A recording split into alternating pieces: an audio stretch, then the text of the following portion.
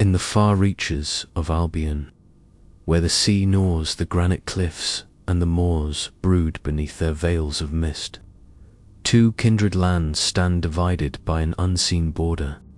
Once they were one, Dumnonia, realm of hillfolk, saints, and hidden springs. But as centuries turned and kingdoms crumbled, that realm split asunder, Devon to the east, Cornwall to the west. And though blood and language once bound them, their greatest war would not be fought for crown or land, but for the order of cream and jam.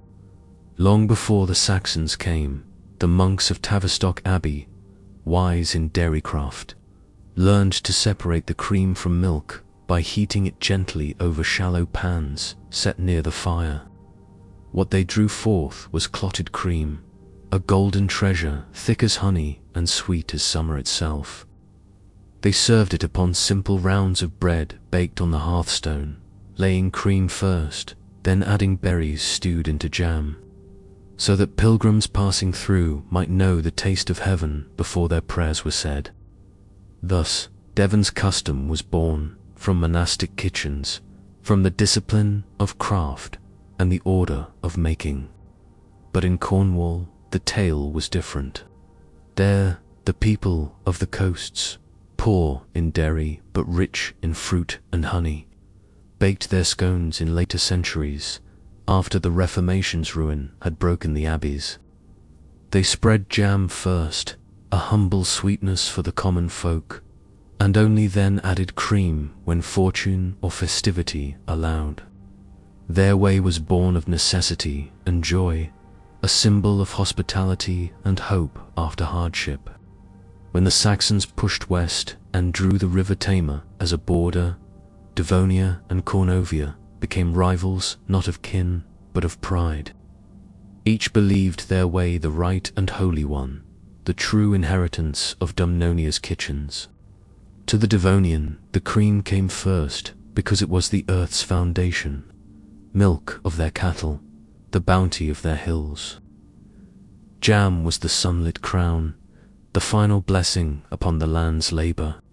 To the Cornish, the jam came first because it was the gift of light, gathered from hedgerows and kissed by sea air. Cream, then, was the cloud that followed the sun, soft and divine.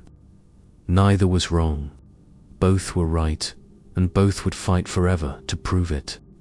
Centuries later, as railways brought tourists and towns grew fat on summer trade, the ancient rivalry rekindled. Inns, parlors, and tea rooms across the West Country declared their allegiance. Maps were drawn, pamphlets printed, scones judged and condemned. In Devon, to put jam first was a heresy. In Cornwall, to spread cream first was an insult to the saints.